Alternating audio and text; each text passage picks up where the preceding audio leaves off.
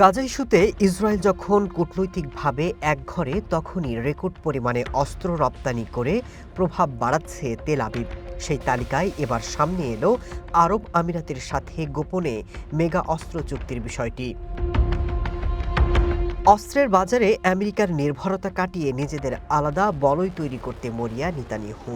এরই মধ্যে আমিরাত এবং ইসরায়েলের মধ্যে $230 কোটি মূল্যের গোপন সামরিক অস্ত্র চুক্তি সম্পন্ন হয়েছে বলে চাঞ্চল্যকর তথ্য প্রকাশ করেছে ফরাসি অনুসন্ধানী সংবাদ মাধ্যম ইন্টেলিজেন্স অনলাইন।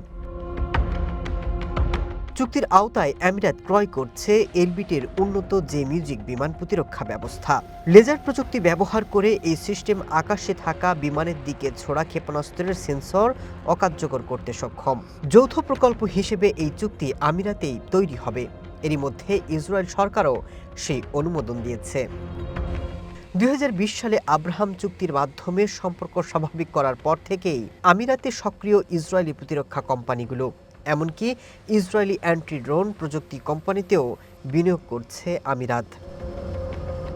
আমেরিকা যেখানে প্রযুক্তি নিরাপত্তার কারণে আমিরাতকে F-35 যুদ্ধবিমান দিতে দেরি করছে, সেখানে ইসরায়েল তুলনামূলকভাবে অনেক বেশি আগ্রহী সামরিক প্রযুক্তি বিক্রিতে।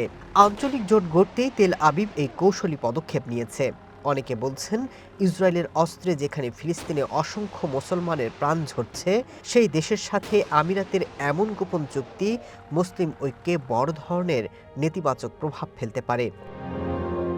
মানবাধিকার সংস্থাগুলোর অভিযোগ, এই অস্ত্র বেসামরিক মানুষের ক্ষতি বা আন্তর্জাতিক আইন লঙ্ঘনে ব্যবহার করা হতে পারে। এরই মধ্যে আমিরাতের বিরুদ্ধে সুদান সহ বিভিন্ন দেশে মানবাধিকার লঙ্ঘনে অভিযুক্ত মিলিশিয়াদের সহায়তার অভিযোগও রয়েছে। Masud Rana, one international desk.